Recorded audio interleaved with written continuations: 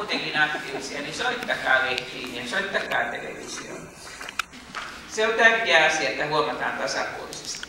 Mutta tämä sukupuolten tasa-arvo, se ei ole kaikille yhtä itsestäänselvä asia.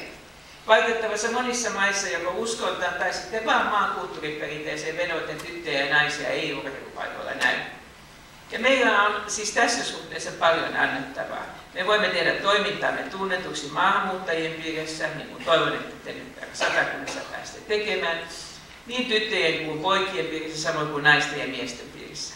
Liikunnan ilo löytyy ja uusi kotimaa tulee tutuksi ja samalla ehkä meidän syntysuomalaistenkin mielipiteet avartuvat. Kehitysyhteistyön piirissä on myös liikuntaprojekteja, mutta lisää mahtuisi sekä pojille että tytöille.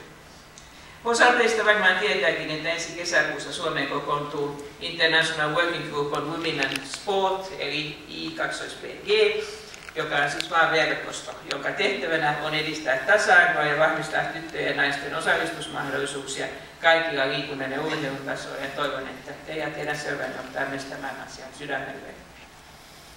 Ja sitten se kaikkein tärkein asia, minkä takia minua tänne pyydettiin ja toivottiin, ettei ihan kauhean pitkästi puhu, niin sallikaa minun nyt sitten vielä lopuksi kiittää ihan sydämestäni teitä kaikkia.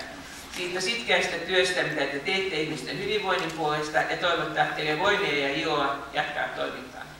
Kun olen tänä iltana kuunnellut näitä teidän puheitanne ja luen, että lisää tulee tässä vielä palkintojen jaan yhteydessä, niin ei tietysti satakuntalaisia yleensä tarvitse kauheasti kunnostaa sen suhteen, että te olette hyviä ja tärkeitä. Se on jotenkin aika myötäsyntyistä teille. Mutta sanotaan nyt kuitenkin tämmöisellä uusmaalaisella vaatimattomuudella, että kyllä te hyviä olette. Muistakaa olla jatkossakin. Kiitos.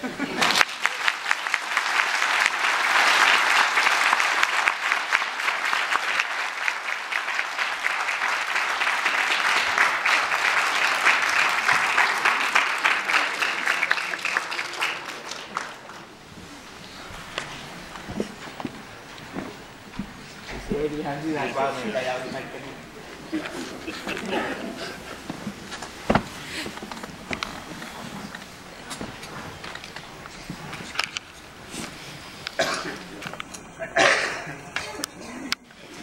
Seuraava.